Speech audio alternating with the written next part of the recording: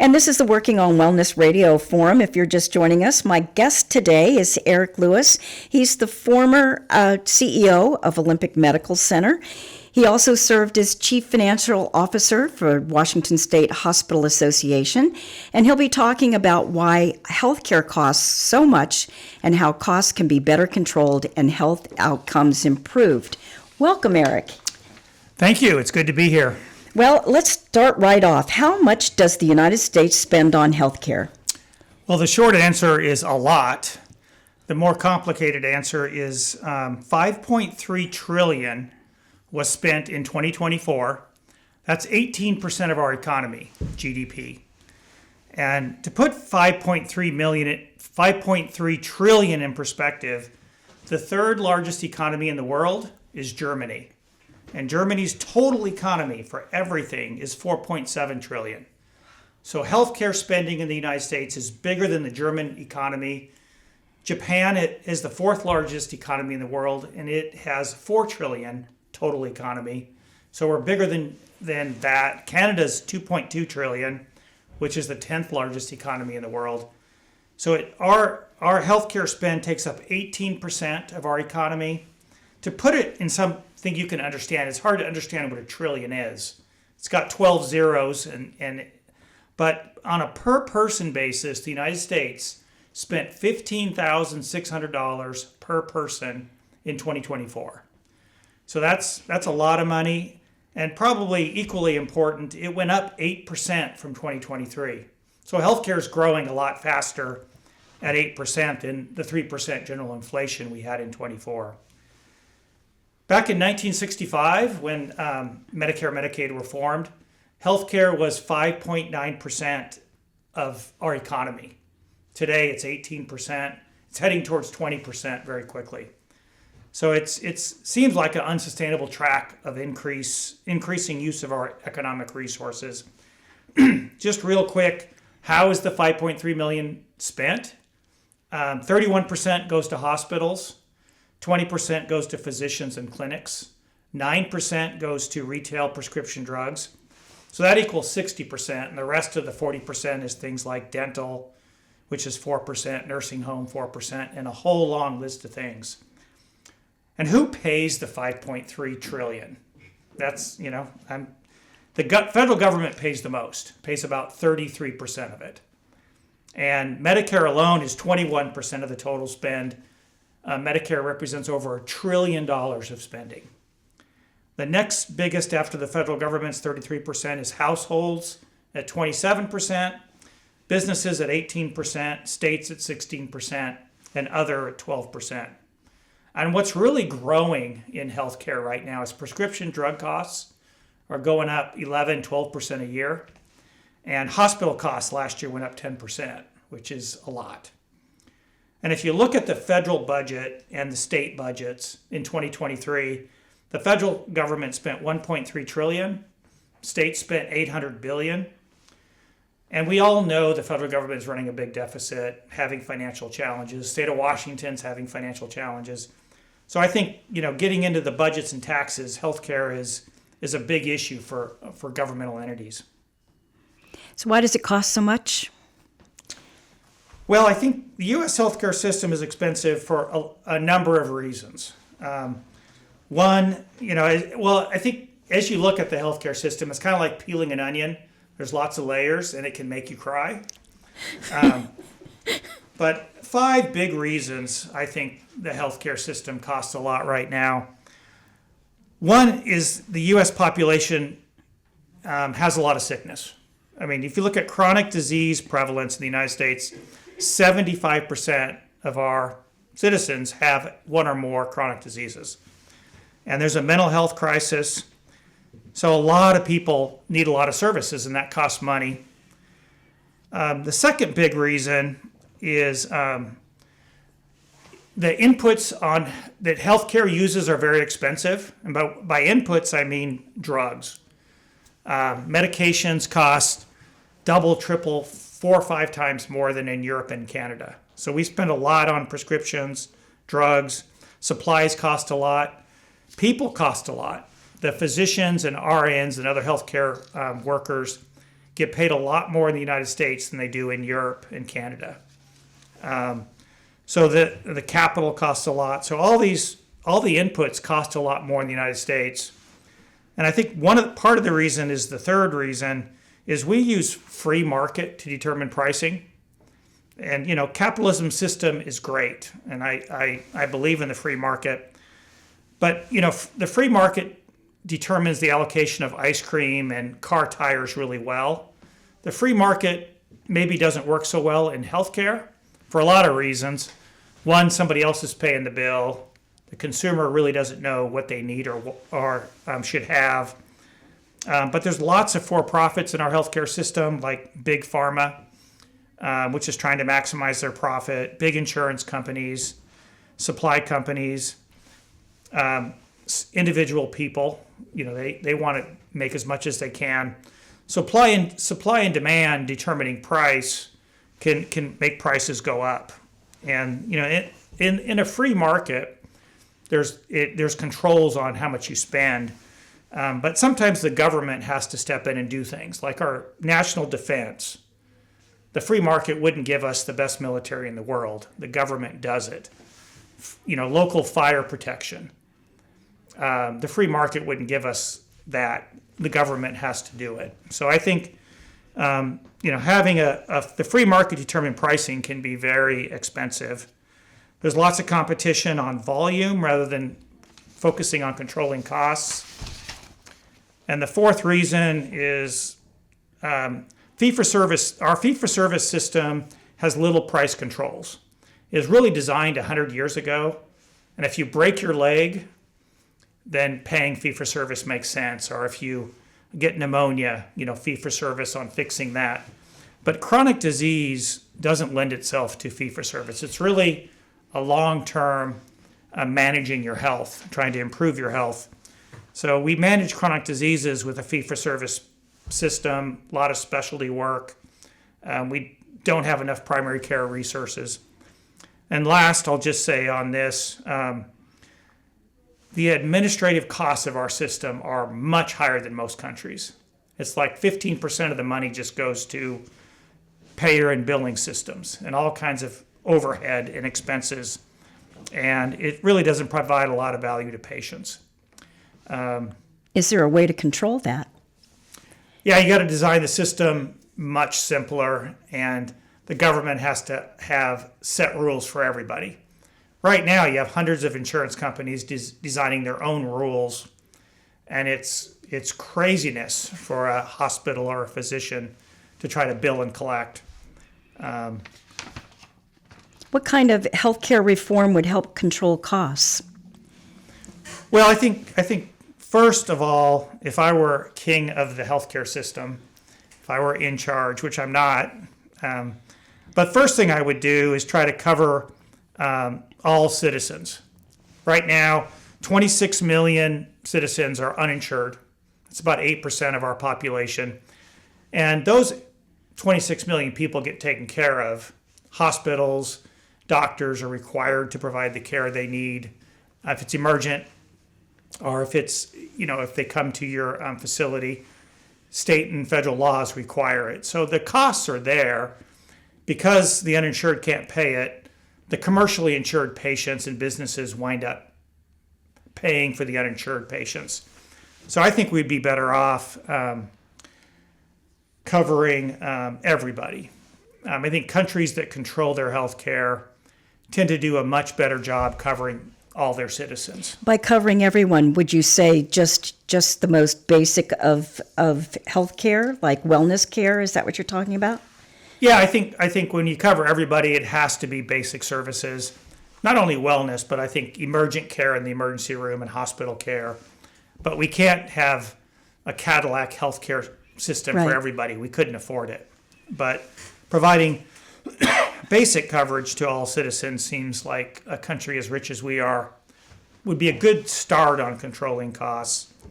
Next, I would focus on chronic disease management. A lot of people have chronic disease. How do we prevent it in the first place? How do we manage it? How do we even cure it? And there's something called lifestyle medicine, which we'll talk about as we progress. But I think focusing on chronic disease, because that's the real issue these days. How do we manage diabetes or heart disease? I would definitely, the third thing I think we need to do is expand primary care services, put more money into primary care. Everybody needs a primary care medical home. And our country only spends 3% of our healthcare dollars on prevention. And it seems like we should do more to prevent than just wait till people get sick and spend a lot of money. And our current healthcare system is kind of focused on pills and procedures. And there is no magic pill. There's no easy way to solve chronic diseases that are based on lifestyle. So if we could spend more time focusing on wellness and lifestyle changes. I mean, a lot of people have quit smoking, and that has really helped, but lifestyle really does impact how your health outcomes. And pay primary care not on a fee-for-service basis, but pay it on a per member, per person per month basis. Give them the resources to manage health and pay them for good outcomes rather than just volume. We're going to have to negotiate prices more for drugs, supplies, people. We have to have price controls. We can't just let the free market costs go up any amount. No other country does what we do, and most countries spend a lot less. Obviously, I think giving people more responsibility and incentives to manage their health, maybe their deductible could be lower if they have certain lifestyle changes. We really need to increase the end-of-life planning. I think we as a country kind of ignore end-of-life. A lot of people wind up in ICU of a hospital when there's really no chance of recovery. It's not what they want. There just was no planning, and there's no resources, and there's no alternative. ICU is very expensive and not a good way to pass away. So if we could invest more in end-of-life resources and planning, I think we'd be better off. And Medicare, Medicaid have to pay adequately. About 75% of patients statewide are Medicare, Medicaid. And if the government only pays 85% of costs and hospitals have to make it up with the other patients, this cost shifting is very, very expensive and perhaps leads to some people paying more than they should. It's kind of a hidden tax where Medicare doesn't pay enough, so hospitals have to charge commercial patients more. Okay. And then the last thing I'll say is focus on public health. One example is our food supply. Go to a grocery store, and 80% of what's in there is not good for you. It's highly processed food, full of sugar, starch, oils, salt, and I think our government needs to determine what should be allowed to be sold, and I think certain food additives and certain food dyes are illegal in Europe and Canada because they know they cause cancer, they know they're bad for you. But in the United States, it's perfectly legal. I think we need to look at the science and require processed food to not have these chemicals and additives that are really not food and not good for you.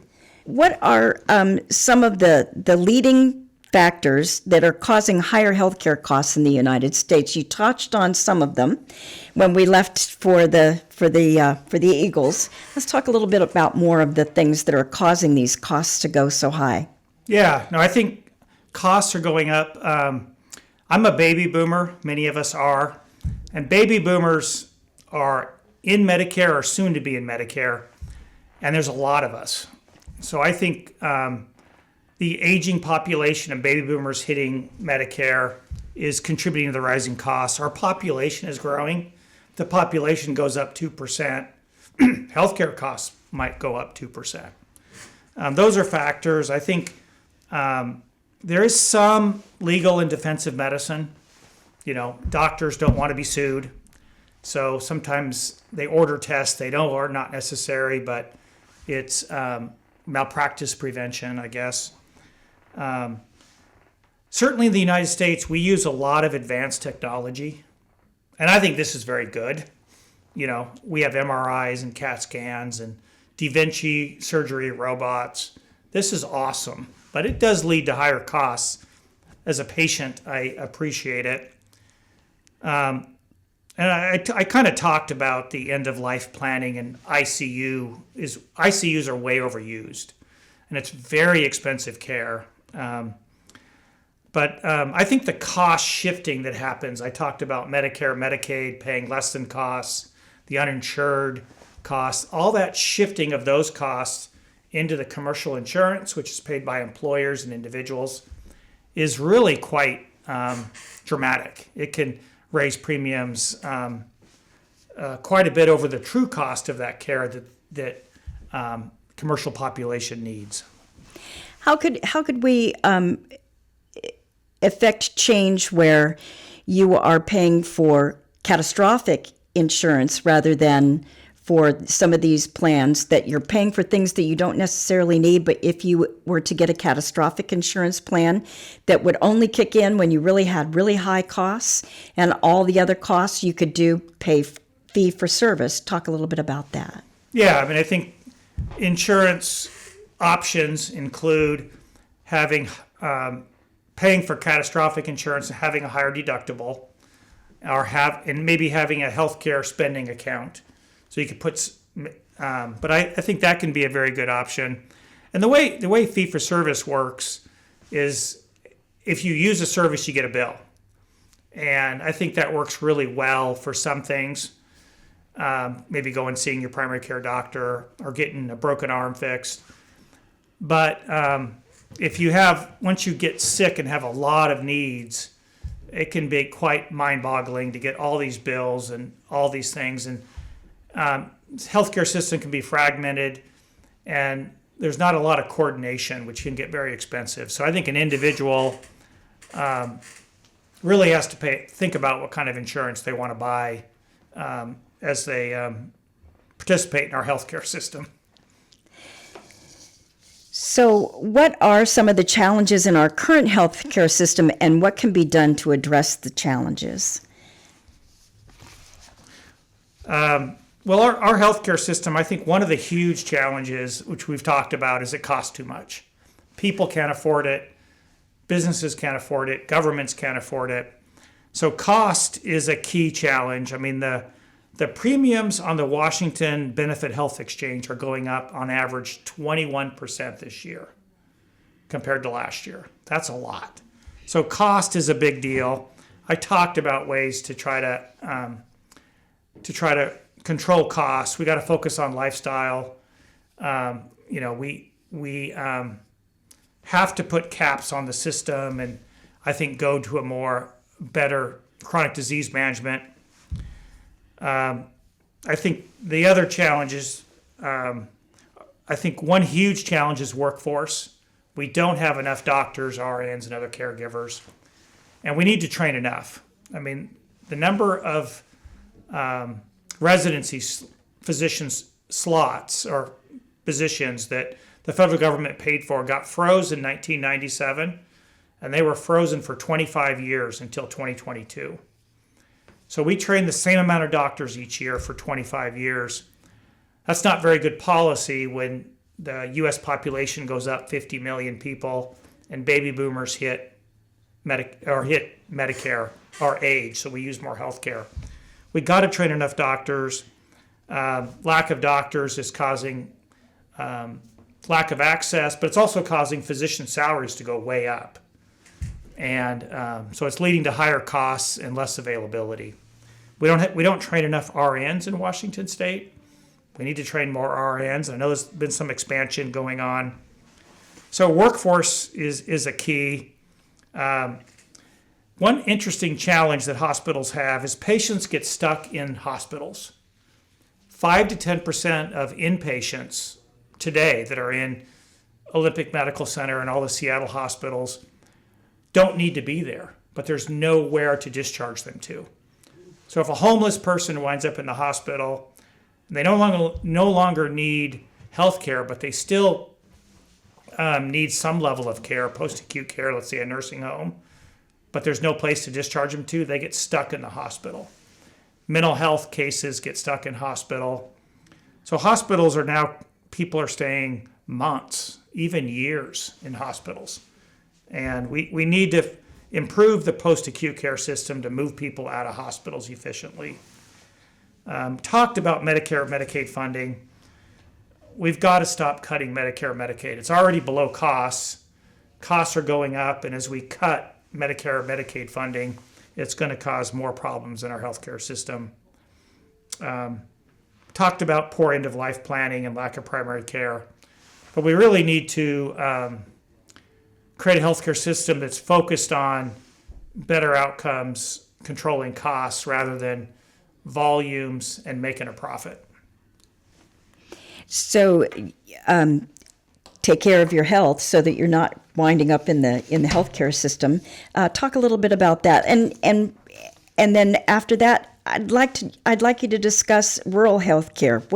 What's happening here Sure. on the peninsula? So wellness care and taking care of one's own health. What's the best way that people can do that for themselves so that they're not winding up in acute care? Yeah, I mean, the good news is you can have a big impact on your health. And lifestyle is the key.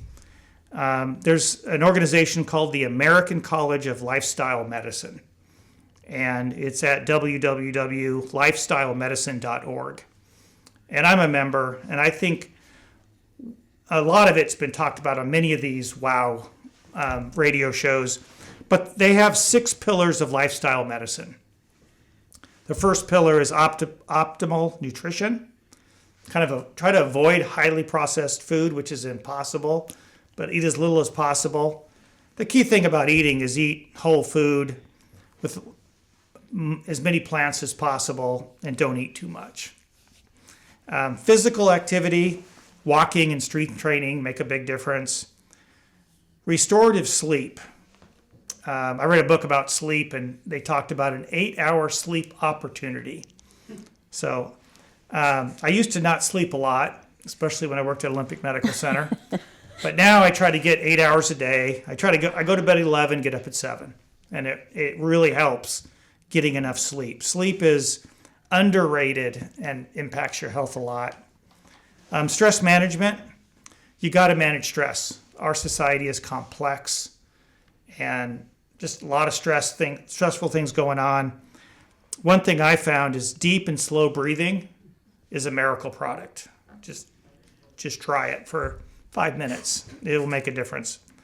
And then connectedness. You got to connect with other people. We are social beings. Spend time with a friend, family members is very important. I mean, can you imagine going for a walk with a friend, eat an apple, and do some deep breathing? It'll improve your health. You're on your way. Yep. And then the 6th pillar of lifestyle medicine is avoid risky substance abuse. Things like alcohol, drugs, tobacco. These massively impact your health. And so those are the 6. I mean, optimal nutrition, physical activity, restorative sleep, stress management, connectiveness, and risky substance avoidance. I add a 7th pillar because I think the other things that I think about are purpose, love, and faith. I think all of us need purpose in life. And like one of my purposes is I'm a grandpa to 2 wonderful granddaughters that are 4 and 5.5. That's an important purpose in my life. I also volunteer at the Sequim Free Clinic. So I want to help take care of the uninsured and underinsured. So I think having purpose is important. And ultimately, life is about love.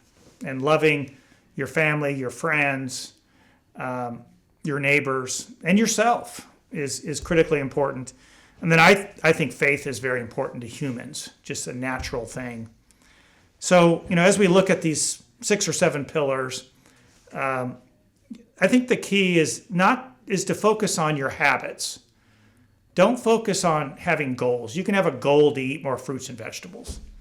That's kind of hard to achieve. And we all know how many New Year's resolutions get achieved. But if you focus on your habits, one habit at a time, and you do it right, I've developed over the last decade a lot of good habits, healthy habits. My diet, exercise, strength training, just having good habits. And it's automatic now. I don't have to think about it. So focus on habits, maybe changing one at a time. And the other thing I think is we underappreciate having a health coach. Making health improvements is complex, and I have a health coach. And it could just be a friend, or it could be a coach. A perfect primary care delivery system would have health coaches in it to help people improve their health. And Eric, tell us a little bit about the challenges of rural health care. Yeah, this is near and dear to my heart. I spent most of my career working in rural health care. And rural health care has the same healthcare challenges that I previously talked about, like things cost too much, chronic diseases are not well managed, workforce shortages, patients stuck in hospitals, Medicare, Medicaid funding, costs rising faster than reimbursement, poor end-of-life planning, and lack of primary care resources. But the thing about rural health care, we have the same challenges as the urban hospitals, but they're more intense. They're to a higher degree. And rural hospitals really depend on urban hospitals because patients that have heart attacks have to be transferred to St. Michael's or Seattle Hospital. So the whole delivery system, rural hospitals are dependent on. I would say one of the biggest challenges right now is getting the right workforce. How do you recruit and retain adequate doctors, RNs, and other professionals in healthcare to take care of your population? And a lot of healthcare professionals want to live in urban areas. They don't want to live in rural areas. They want to have partners. Like if you're a specialty physician, having a lot of partners means you do less call and you've got more help. If you're the one specialty doctor doing a specialty in a rural area, it can get very difficult. And how do you go on vacation and things like that? So I think workforce, because people that are physicians and their families, they're looking at the quality of the schools. Can their spouse get a job? Where do they want to live? And I think the workforce shortages are really acute. And I think there's ways to solve that, but that we need to invest more in workforce. The big thing about rural healthcare is the populations are older and poorer. So there's more Medicare and Medicaid.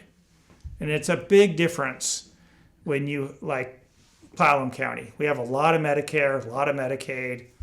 85% of the patients at Olympic Medical Center are on either Medicare or Medicaid or their government program. So that creates a lot of problems. These problems are hard to overcome. The healthcare system is more fragile.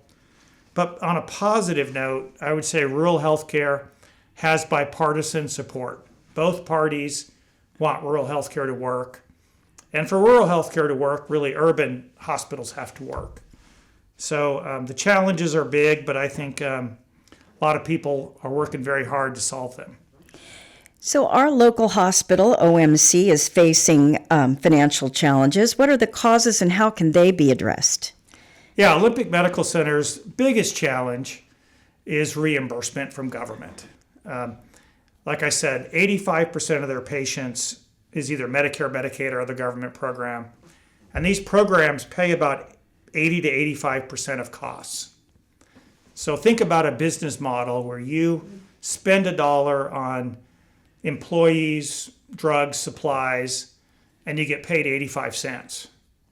And that's 85% of your patients. Right. It doesn't work. Think about a grocery store that if they had to sell their groceries at 85% of what it costs them to 85% of their patients, they would have to charge the other customers a lot of money. So I think OMC has more Medicare, way more Medicare than most people have, most hospitals have. So this business model is challenging. They have to control costs, but costs are determined by the free market. OMC has to pay market for drugs, supplies, people. They have to focus on advocacy for government reimbursement. And obviously OMC has lost money for 4 years in a row. And big challenges. I think the current OMC board and management have a turnaround plan. They're trying to get to cash flow positive next year. And the turnaround plan looks good to me. It definitely is. They're doing the right things. They're controlling costs, improving productivity, and trying to take care of the community better. We all need to support OMC, and the number one way we can do that is try to advocate for adequate Medicare reimbursement. Because without adequate Medicare reimbursement, our local healthcare system will not exist. We've been talking about what can an individual do, Eric, to kind of alleviate some of the burden on local hospitals and local physicians and that kind of thing. Well, I think the individual's role is in a number of areas, but as a patient, I think, or as a person, you can focus on your health. You focus on your lifestyle, make changes as necessary. You know, if you smoke, quit. Think about what you eat, exercise you get, sleep, stress management, risky substances. But you have to think about your lifestyle. And I think we can all impact our health more than you think. And then second, I think, is make sure you have a primary care provider and engage in primary care. Be engaged in your health. Go to your doctor with questions and concerns and things that need to be fixed. You know, annual wellness appointments, I'm a big believer in that. You know, focus on your health at least once a year and maybe come up with some habits you want to change around that. You know, use generic prescriptions when they're available. Stay in network. I think the big thing is, how do you use the emergency room? And as you start to get sick, if you go to a primary care doctor early, you may be able to avoid an emergency room visit. Or if you do need urgent care, maybe you can go to a walk-in clinic or urgent care clinic rather than the ED. Because emergency departments are very expensive, long waits. And if you need to go there, if you're having chest pain or can't breathe, you should definitely go to the emergency room immediately. But if it's something that could be dealt with on a lower level of care, I think it's good for you to help the healthcare system save money, go to the right level of care. As a consumer, you know, I think reviewing medical bills is important. Some medical bills have errors, and you want to make sure that those are fixed. And choose an efficient insurance plans. Like, you could choose a high deductible with a health spending account attached to it. That can be very good. But I think as a citizen, it's important to be involved. Support payment reform.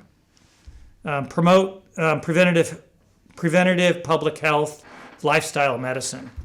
Engage by voting, donating, and civic action. I think we all have to participate in the healthcare system. When I determine who I'm going to vote for, I make sure I understand their healthcare policies, because they matter. And I think an individual can make a big difference for themselves and the community. You know, one of the things I do is I volunteer at the Sequim Free Clinic. And I'd like you to talk about that, because as a member of the board, tell our listeners a little bit more about what the Free Clinic does, which puts on this radio forum once a month. Yep. And tell them, like, for instance, I've just moved to Sequim. I don't have a doctor. I don't know where to go. Talk a little bit about what the Free Clinic does and how you refer people, and it can be a temporary fix. So talk a little bit about that. Yeah, the Sequim Free Clinic, I think, focuses on three things that really help our community. One, we have kind of primary care that's needed today, gives access to care, and we do that twice a week, Monday evenings and Thursday evenings. We also have a chronic disease clinic that is twice a week or once a week, depending on need. But we help people with their chronic diseases, and we're helping people that are uninsured, underinsured, or have no access. And if it can help OMC by avoiding emergency room visits, but getting the care when you need it is what we do. But we also help people sign up for primary care physicians. So Jamestown Health Clinic might be full today, may take 90 days to get it into them, but the Sequim-free clinic can help take care of your needs for those 90 days, prescriptions, and deal with acute things. And the third thing we do, which is vitally important, is we educate on wellness. We want people to be empowered, to have information to take care of themselves. And everyone at the clinic volunteers their time, including the physicians and the nurses. Yeah, the magic to the Sequim-free clinic working is really the volunteers, physicians, RNs, very talented and really care. Olympic Medical Center donates space, lab and x-ray, and some money for dental services. Local dentists help out on dental care. It's really local community individuals helping local community people in need. And it's one of the best charities I've ever seen, because we're just right there. There's nothing worse than being uninsured, sick, and nowhere to go. What do you do? We say our motto is beacon of hope, beacon of health, something like that.